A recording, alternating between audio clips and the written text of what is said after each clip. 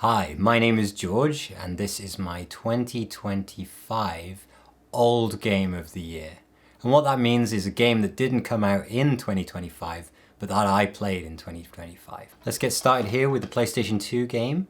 This is, let me see if I can read Japanese here, the Chikyu Egun 2, which means Earth Defense Force 2. This is actually the first Earth Defense Force game that I played. As you can see, it's part of the Simple 2000 series. These games were in Japan sold at a discount, and they could be anywhere from some kind of knockoff hack and slash to something like billiards or poker, or this. And as you can see, it's number 81 in this series because they made a ton. I think it goes over 100. Some of them are really bizarre. But anyway, this game became a sensation,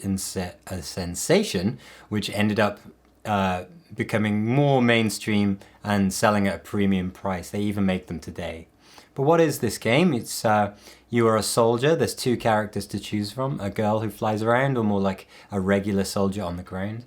And Earth is invaded by various creatures that could be like ants, or scorpions, or spiders, or UFOs. It's not really consistent on the type of invasion, but it is a big invasion of Earth. And you run and you shoot. There's over 80 levels. They're very short. They can be 5 or 10 minutes long. But it really gave me Dynasty Warriors vibes, where you get hundreds of enemies on screen, which is, that's one of my favorite things in games, is when you can see hundreds of enemies on screen. And you go to places, the first level's in London. There are levels in other cities, big fields, on the beach. And it's the most ambitious low-budget game you've ever seen. You've got enemies crawling in from thousands of yards away, and you see them coming in. And the best thing is, the more you play, the more slowdown you experience. But it's the good kind of slowdown. The slowdown where you blow up something, and you go in 2 frames a second. It's like, yeah, you just annihilated a city, and the game is having a hard time rendering it. But it was mindless fun. It was very much a podcast game for me. You just throw it on, put on a podcast, and just destroy, shoot, run and gun. Really, really fun. The reason it's so low is because the quality is low. And I bet if I played a one that's further on in the series, like the most recent one, I'd have even more enjoyment out of it. But really cool. I'm glad I finally got around to playing it. Okay, next is a game I've played a couple of times but never actually finished, which is Dead Rising. Dead Rising, very famous series. It's basically like Dawn of the Dead. You're trapped in a shopping mall, and there's a zombie apocalypse. You play Frank West, who is a photographer, and you go about saving people or not. The game is about surviving for a couple of days until the rescue helicopter comes. But it's a very brutal game. And it doesn't tell you this, but it requires you to start over and over so that you can carry the skills and the abilities and the stats that you've earned, bring them back to like day one, and you'll be way stronger and you can get further in the game. But it's super obscure, and it does not tell you that. I finally learned that, I think, through my playthrough. And you have to play it a few times. And having played games like, Dark Souls, there's a level of brutality which I've gotten used to, and I mean brutality in the difficulty sense, and that's how I finally understood and enjoyed Dead Rising. It's a very hard game, and it asks you to play by its rules. You could say, I'm going to beat this game and try and not level 1, but just one playthrough, try and beat it. But you'll come across bosses where you are frustrated and you think this is unfair. He has a gun, I only have a knife and a Mega Man helmet. How am I going to beat him? And it is really unfair, but the thing they don't tell you is you got to start again. You got to start again, take those levels back. You'll be so much stronger the next time. Also, the thing they don't tell you is you can't save everyone. Well, you probably can, but it'd make you crazy. Basically, they're survivors, and they've all got timers on them ticking down. And you really have to be strategic in who you save. Also, the AI in this game, there's a lot of companion quests or whatever you call them, where the NPC is following you, and they have a real hard time winding through the zombies. It's an Xbox 360, really, really early Xbox 360 game. And that's there, warts and all. It's very charming in that sense. I did get to, I think, what would be considered the second best ending. I did run out of patience at the end, but really fun game and really repeatable game. And it's a game where you imagine, what would I do if I was trapped in a mall like this? And you can just literally hide for 3 days and then get the bad ending, but you still got an ending. Really, really classic, really cool game. Love it. The next game here is also a game I've played a bunch of times. I'm including it this time because I actually finished it. I used to just play, mess around, play multiplayer, and do the single races.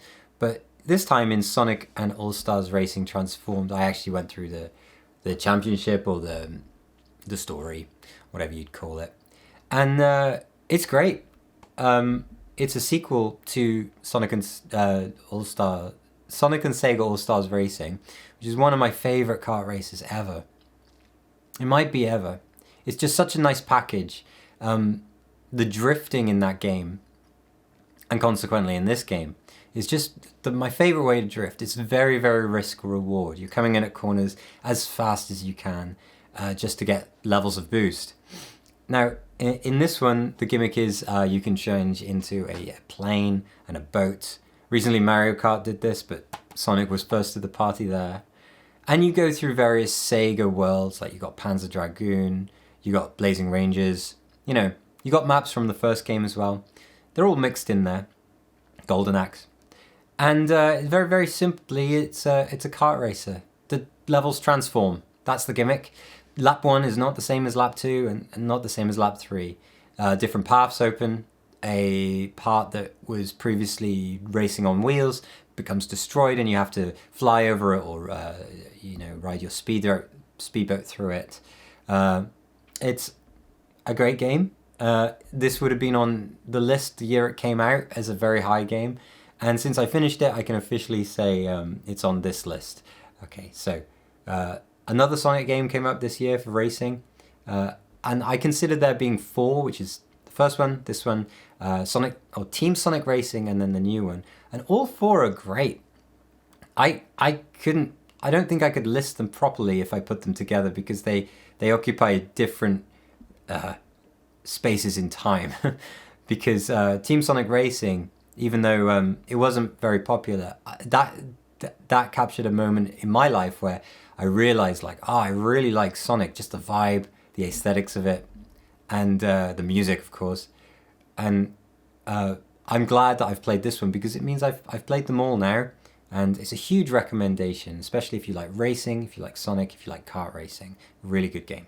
Hey, by chance, I don't have a disc for the next 5 games, so I'm going to try and I'll put a video up or something to visualize it. The first one on this list will be Train Sim World 5. And this occupies a weird space in my life, because my son, he's 2.5, and he's really into trains. So, well, I am too.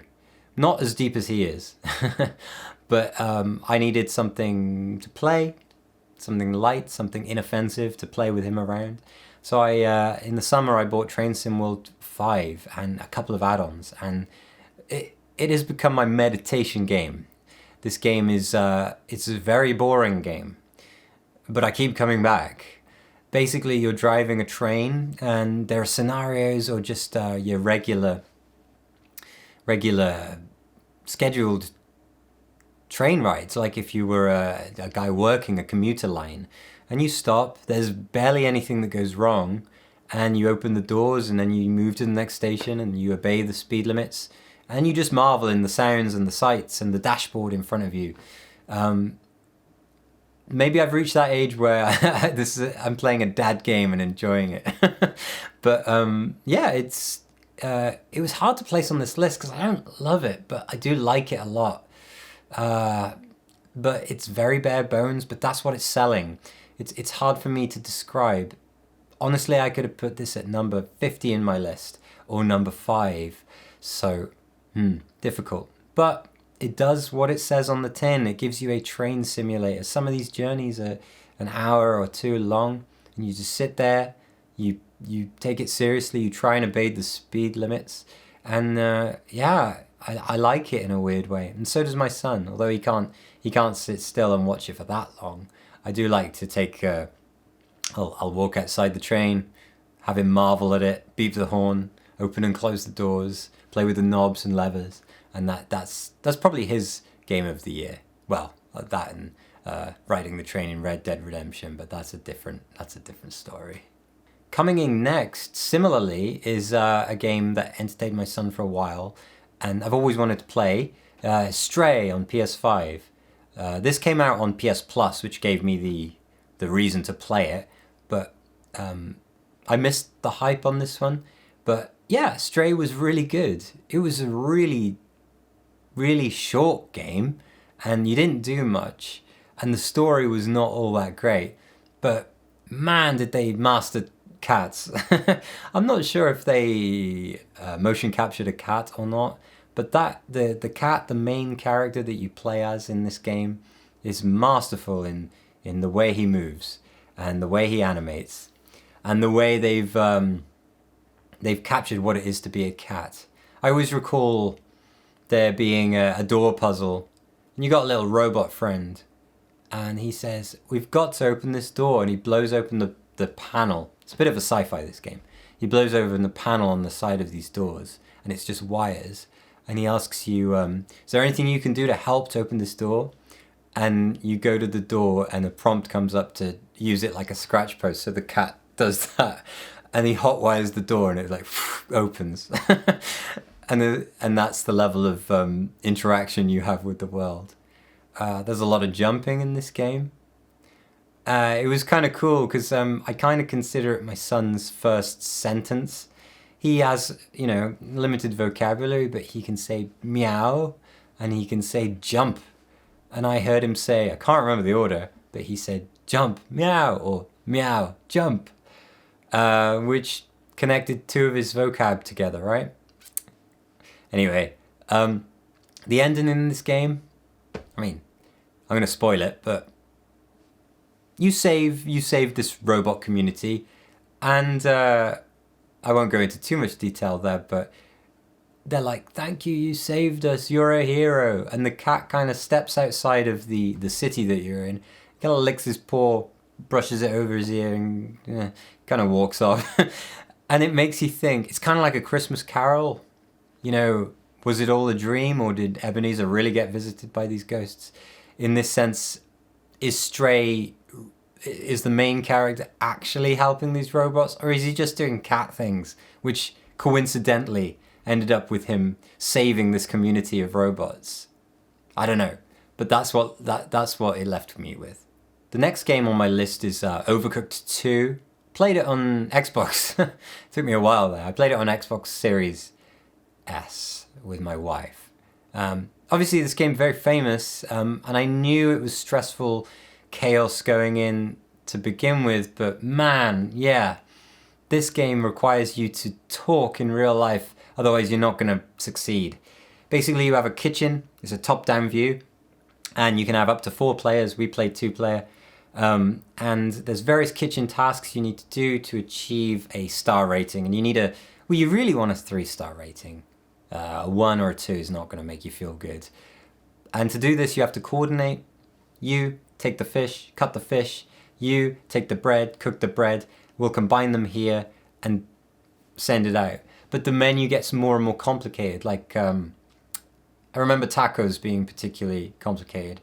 Something like you had to get cheese, grate cheese, get meat, cut meat, cook meat, that kind of thing. Get the taco shell, get the lettuce, cut the lettuce, put it all together and send it off. Oh, and then added to that, you have to wash the dishes or there's no dishes.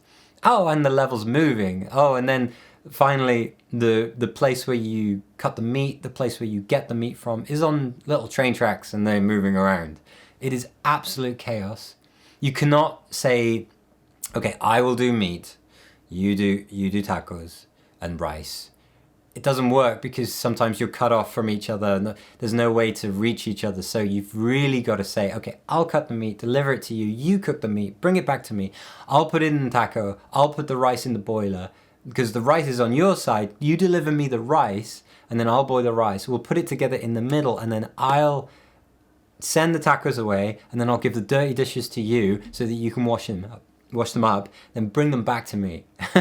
That would be just a normal strategy you're employing. It's crazy.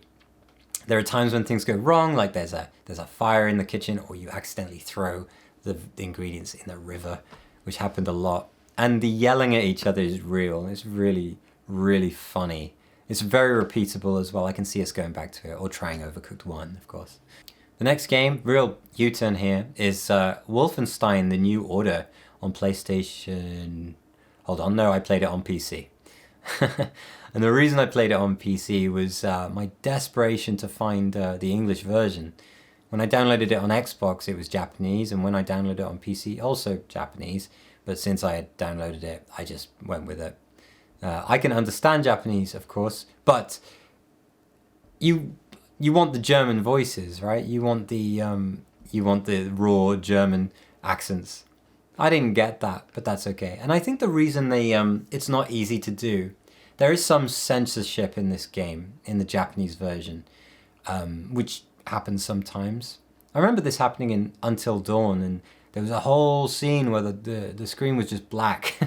It's particularly decapitation stuff, because in Resident Evil 7, there's a bit at the start where you get your arm chainsawed off. And that bit was also just a black screen with screaming and the visceral sounds of chainsaw and blood and gore. Anyway, that's not the main point. The main point is Wolfenstein: The New Order is a fantastic game. Asterisk. The gameplay, you can't actually say that's fantastic, in my opinion. The gameplay is very generic for a PS4 game coming out at that time. Feels like a corridor shooter. There's gimmicks like you can dual wield. You dual wield everything. You start with dual wielding, Nazi machine guns, but then you end up with dual wielding shotguns. Shotguns that have 20 shells each, and they're very, very fast firing. It's the kind of firing of a gun that makes you go while you're doing it. You're just blasting people. You can dual wield sniper rifles. I mean, that's fun. They don't care. They are just like, let's give you the most like masculine 1960s Nazi shooting mecha adventure. Yeah, the game is set in the 60s. You basically go into kind of like a coma for a couple of years after World War II, and World War II has not ended. The Nazis won, and the version of the world you wake up in is Nazi world. And there's remnants of this everywhere you go. For example, you go to London, and there's a base in London, and you see Big Ben is this little tower, and next to it is this massive, gigantic army base. And there's a bit in something like, maybe it's Paris. You go on a prison break level, and there's a new Reichstag kind of building with the biggest dome you've ever seen. Also, the Nazis go to the moon, and that's where the game excels. It's the lore. The lore in this game holds it up so much higher than all of the other games I listed there. It's not everything you see. It's the stuff you read about in logs, and the world around the main gameplay. You see the Nazi version of the world. The world is pretty terrible. They still have concentration camps, which you infiltrate at one point. There is some real gore and some real horrible stuff. But that's what makes it compelling. I've heard the next one is even better in that regard. There are celebrity appearances in the second one. This one also has one, although it's kind of hush-hush. I don't think the Jimi Hendrix estate gave the game permission to use Jimi Hendrix, but he's definitely Jimi Hendrix. There's a Jimi Hendrix in your home base. You trip acid with him at one point. And he's collecting amplifiers, which finally he uses. It's incredible that he's there and reigning supreme. It's a great game, and I can't wait to play the sequel. The next one, back to physical, is called Split Second on the PS3. Now this is one that I didn't play, but I did go through the game this year and finish it off. And it's a great game, and it's in the trilogy of what I call gritty, dark, realistic, post-apocalyptic television show something vignette game. All three of these games include a vignette. They are Blur, they are MotorStorm, Apocalypse, and they are Split Second. And it's the industry trying to elevate the racing genre into something more epic, something more that has more teeth than not just in a generic racing game. In MotorStorm Apocalypse, there has been apocalyptic events such as earthquakes, tsunamis, also civil unrest, and you're racing in amongst it. In this one, you're on a TV show that has you racing, and as you build up some kind of XP, I don't know what they call it, but you've got a bar at the bottom, and it's got 3 parts to the bar. You can use one of those parts to set off a trap that will influence the race, or it might be a like something that falls on another opponent. Or if you save up 3 bars of this stuff, you can have a major impact. I recall one of them being, one of the races is in kind of like a shipyard, and if you save up 3 and use 3, you can kind of launch a boat, and I mean a ship, like a big boat, and all the enemies or the other racers in front of you will be swept into the sea, and then the next lap you're going through the boat, or it's kind of like an aircraft carrier. It's just really, really cool. And just like MotorStorm, there are the wow moments where a building falls down or a crane falls down, and it's got that nice form of rubber banding where, yeah, there's strict rubber banding so that everyone's kind of in the same place at the same time, but that's essential because you've got traps to set off and avoid. But it's you're not there for a serious racing game. You know, this is not Gran Turismo or Forza or anything like that. You're there for the spectacle and the boosting and just the good times. And then at the end, in the 3rd lap, they'll let go of the rubber banding just a bit so you can achieve first place. But really great game, really great racing game. And in the 3 that I mentioned, Blur, Split Second, and MotorStorm Apocalypse, this is maybe the best one. I couldn't. Now that I say that, Blur is pretty good. I'll have to think about that, but it's a really great game. The next game is this. Well, it's God of War 1. I played it on the God of War PS3 collection. This is a big one. This is a big omission from my game-playing life. I haven't played any God of War, not even the remake, the reboot. This is my first one.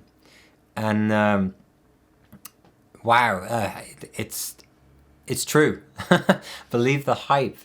This game was a real blur for me because I just kept playing and I didn't stop playing. And when I stopped playing, I'd come home from work and play it more until the game was beaten. And something that motivated me is that I told my 2 best friends about this game, and they both, not independently because we were talking about it in Discord, but they both decided, yeah, I'll beat it too. Both of them had done it before, but they both they went through it and beat it on pace with me. One of my friends beat the second one as well straight after, even before I'd finished the first, which I think is a testament. It's not just someone who's new to the game and almost the genre, this kind of fixed camera character action game where you follow them through a journey with not much time skips. The fact that someone who's new to that can completely be enjoying it, but there's someone who's a veteran at it will be like, yeah, I'll play it again. I have no problem with that. For me, that's like Resident Evil 4. If you put Resident Evil 4 in front of me, at any time, I'll be able to play it again, for sure. That game is just like butter on bread for me. It's completely smooth, buttery smooth. And then let's talk about this game. So it's God of War. You've probably played it. You've probably played more God of Wars than I have. But the game is you're Kratos and you're going through this adventure.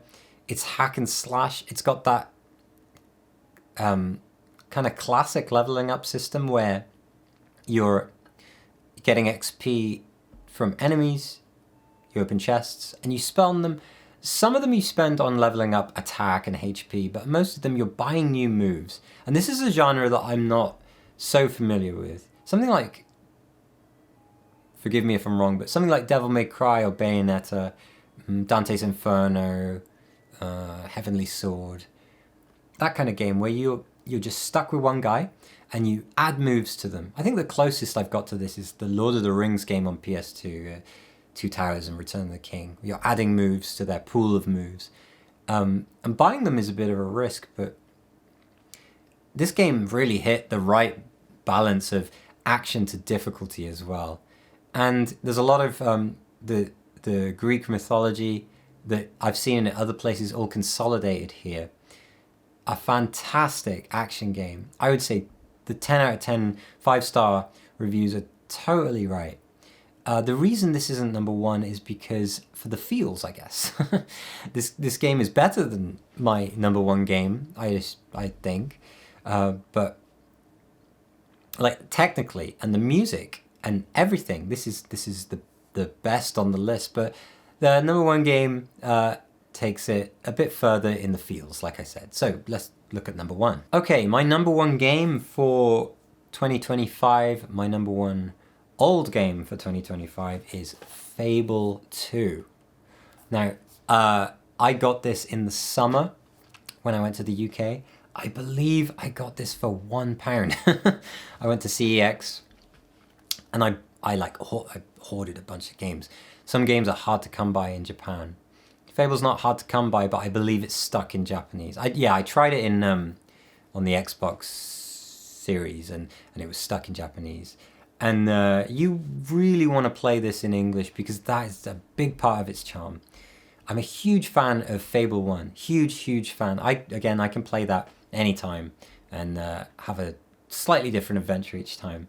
Fable 2 is more Fable 1, but almost bigger and better. I don't think, just because of nostalgia, Fable 2 will ever overtake Fable 1 for me.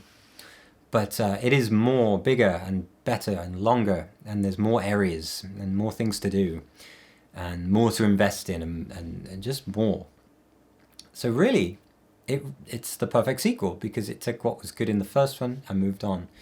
This takes place several hundred years after the first one, and you're a brand new guy, obviously. But it follows the same pattern. You start very low on the status rating, and you work your way up as a hero. In the old Heroes Guild is there, but it's a remnant of its former self. There are characters from the first one in there.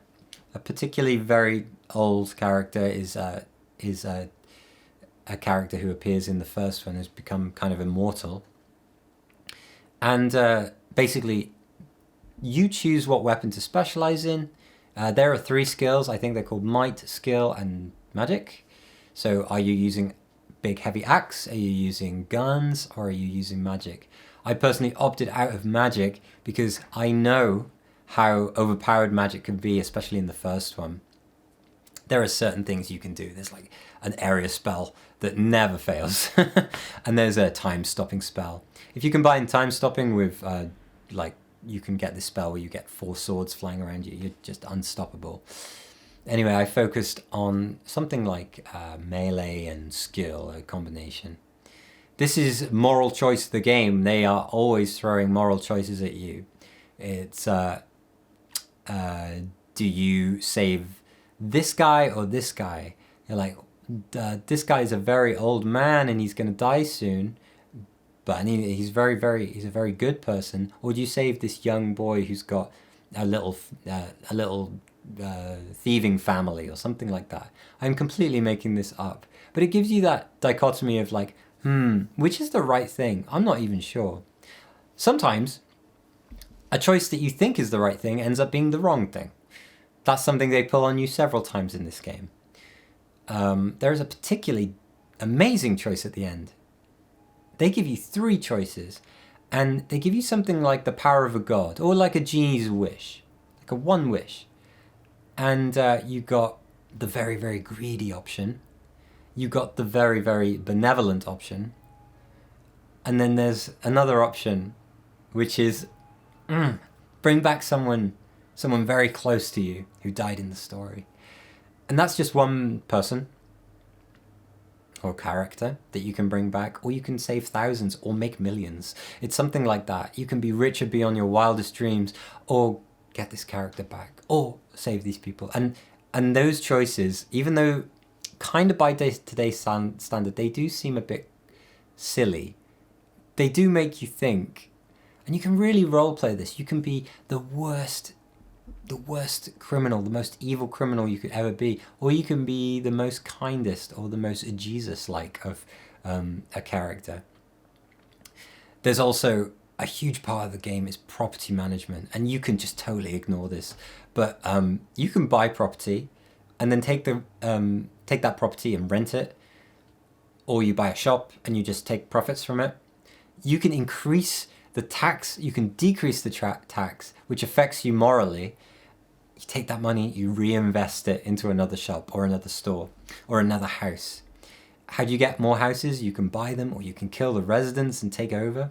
I had a whole town at the end, which was mine, which was making me more money than I needed, and I was reinvesting it into other towns. There's so many properties. If you were to go all in, it would take hours. It would take so long, but you could buy the whole game's worth of property and just be ridiculously rich. And you don't have to do that. You don't even have to touch that. But that's the point. Fable lets you do things like this just because. And you can marry, you can have children as well. The game has so many fun side quests. And I entered into this game when I was in peak fantasy mode. I wanted a fantasy world. I wanted a British fantasy Tolkien-esque world. This does have guns and machines and things like that because it's a little bit further on in the fantasy timeline. But it really scratched that itch, and it's such a pleasure to play. And it's quite nice that my top 2 games this year, God of War and Fable 2, they're both considered classics, but having played them and beaten them, and they rise right to the top, it makes you feel good. It makes you feel justified in, yeah, the reason we rank and review games, there's a reason, because people hear about them, like, oh, you have to play God of War, and then when you do, you get this satisfying feeling, and that's what it's all about, is to put this hobby, give the games an order, and the reason is so that you can recommend it to other people. So I wholeheartedly recommend Fable 2 if you haven't played it. I would consider it a must play. Alright, that's my list. Thank you very much. I assume this video went on quite long, so if you've made it this far, I honestly say thank you to listening to my ramblings, and I hope that you take at least one game from this list and play it yourself if you haven't already. Thank you very much, and please check out my next video, which will be my 2025 game of the year. Thank you very much. Goodbye.